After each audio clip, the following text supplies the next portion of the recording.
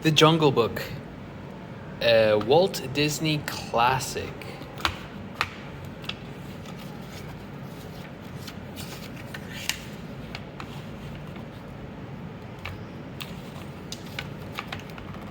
Deep in the jungle, Bagheera the panther was out hunting.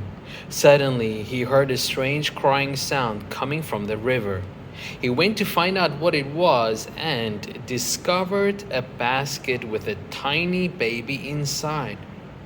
Why, it's a man cub, he said. This little chap needs food and a mother's care. Perhaps Mother Wolf will look after him. Mother Wolf agreed to help. They named the man cub Mowgli, and he grew up safe and happy in the jungle. But everything changed when Mowgli was 10 years old. Shere Khan, the man-eating tiger, heard about the man cub and came searching for him. The wolves held an urgent meeting to discuss Mowgli's future. They agreed that Bagheera should take the boy back to the man village, where he would be safe. The next morning, Bagheera and Mowgli set off their long journey. Mowgli was angry and upset. He didn't understand why he had to leave the jungle. It was his home. When darkness fell, Bagheera and Mowgli climbed a tree and settled down to sleep on a branch. Nearby, hiding under some leaves, was Kaa, the python. As soon as Bagheera was asleep, Kaa slithered towards the man cub. Kaa's shining eyes, yellows, seemed to have a magic power. Mowgli quickly fell under the spell and began to sink into a deep trance. Kaa started to slowly wind himself round the boy, ready to swallow him up.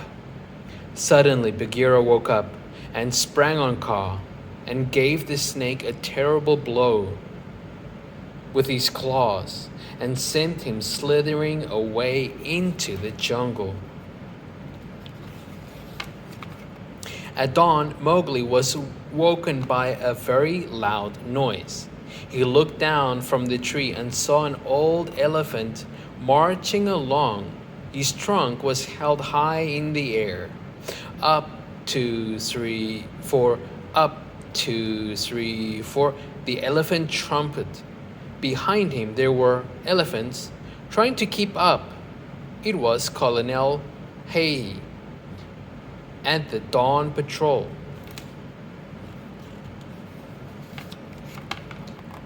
Mowgli quickly leapt down from the tree to join them. The man cub was soon down on all fours, following a baby elephant.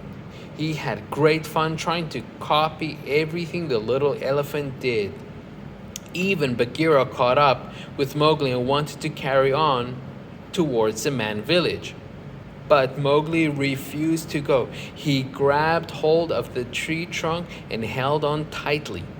Bagheera was very cross and ran off, leaving the man cub all alone. But not for long. As Mowgli wandered through the jungle, he met a friendly bear called Baloo. "Well now, what have we here?" Baloo asked. Mowgli introduced himself. He told Baloo how much he wanted to stay in the jungle. "No problem," Baloo said. "I'll look after you." Baloo enjoyed teaching his new friend about what he called the bare necessities of life. Soon, Mowgli couldn't fight like a bear, grow like a bear, and even scratch like a bear. Later the afternoon, Mowgli and Baloo wandered into the river to keep cool. As they gently floated along, Mowgli sat on Baloo's tummy. It was very special and peaceful, and Baloo soon fell fast asleep. A group of monkeys were watching them from the trees, and they wanted to kidnap Mowgli. Suddenly, the monkeys sprang out from their hiding place and grabbed the man cub. "Hey, let me go!" Mowgli shouted. Baloo woke up with a jump, but it was too late. The monkeys were already carrying Mowgli off to the ruined temple where they lived. Luckily, Bagheera heard Mowgli's cries and rushed to the river to help, but he found Baloo, who explained what happened. "We need a rescue plan," Bagheera said. At the ruined temple, Louie, king of the apes, was sitting on his throne, waiting for the man cub to arrive. "So you're here at last," Louie cried, as Mowgli was dropped beside him. Louie offered to help Mowgli stay in the jungle. In return, he wanted to learn the secret of man's red fire. "Once I'm the master of fire, I will be human just like you," Louie said. Before Mowgli could explain that he didn't know the secret, Louie declared that they would have a great feast in honor of the guest. The king leapt from his throne. He started to sing and dance as a monkey beat out the rhythm on the nearby tree trunk. As Mowgli's feet began to tap to the music, he forgot his troubles and joined in the fun. Meanwhile, Baloo and Bagheera had reached the temple. They watched Mowgli and the monkeys from behind the wall. Baloo whispered, "Bagheera, you try to distract the monkeys while I rescue Mowgli." Baloo had an idea. He dressed in some coconut shells and leaves to try and look like a lady ape. Then he waved at Louie. The king thought the lady ape was very beautiful and rushed over to ask her to dance. He had no idea that it was really Baloo in disguise. But as Baloo danced, his disguise began to fall off. The angry monkeys realized they had been tricked and started to attack him. Just as Bagheera rushed over to help, Baloo knocked over a pillar. The temple came crashing down on top of the monkeys. Luckily, Baloo and Bagheera managed to drag Mowgli to safety. The three friends ran deep into the jungle and found a place to rest. That night, Bagheera and Baloo kept watch over Mowgli as he slept. It was time to discuss their young friend's future. "The man cub must go to the man village," said Bagheera. "It's not safe for him to stay in the jungle." Baloo, remembering Shere Khan, had to admit that Bagheera was right. So the next morning, Baloo led Mowgli off towards the man village. When the man cub found out where they were headed, he was very angry. I don't want to stay. You're just like Bagheera," he shouted before Baloo could explain. Mowgli ran off into the jungle. When Bagheera heard Mowgli had run away, he went to see Colonel Haiti at the dawn patrol. "We need your help," Bagheera told him. "The man cub is alone in the jungle. We must find him before Shere Khan does." At the very moment, close by, Shere Khan was stalking a deer. As he stopped to listen at Bagheera, he licked his lips.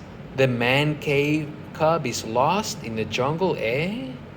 I think I'll do everyone a good deed and find him first," he said, and off he went to begin his search.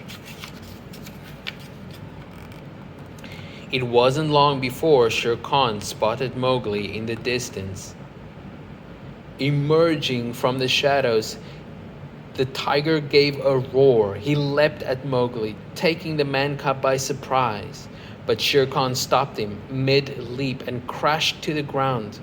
Baloo had caught him by the tail. Shere Khan roared with rage as he dragged Baloo behind him, but the brave bear was determined not to let go. Eventually, the furious tiger managed to flip Baloo over on his head. The bear hit the ground with a mighty crash. Suddenly, a lightning bolt struck nearby tree, which burst into flames. Shere Khan was terrified. Fire was the only thing that frightened him. Mowgli picked up a burning branch. The man cub tried the burning branch to the tiger's tail. Shere Khan screamed as he clawed the branch away. Then he fled into the jungle, never to be seen again. Mowgli ran over to Baloo, who was lying very still on the ground. "Please get up, Baloo," he cried. Bagheera came over to comfort Mowgli. "Baloo was very brave," the panther said. "Was?" gulped Mowgli. "You mean Baloo is dead?" Before Bagheera had the chance to reply, Baloo sat up and rubbed his eyes. He wasn't dead after all. Mowgli laughed and threw his arms around the big bear's neck. A short time later, the three friends saw the man village on the other side of the river. Suddenly, they heard singing. Mowgli peered through the trees and saw a young girl kneeling by the river. "Isn't she pretty?" cried Mowgli, rushing off to take a closer look. The girl turned and smiled. Mowgli shyly smiled back. When she began to walk off towards the man village, Mowgli ran to join her. Baloo and Bagheera felt very sad that their young friend was leaving, but they knew he would now be happy and safe. "It's where everything belongs," sighed Bagheera. "Come on, Baloo, let's get back to where we belong." And as the sun set, the two friends headed back towards the jungle, singing and dancing happily.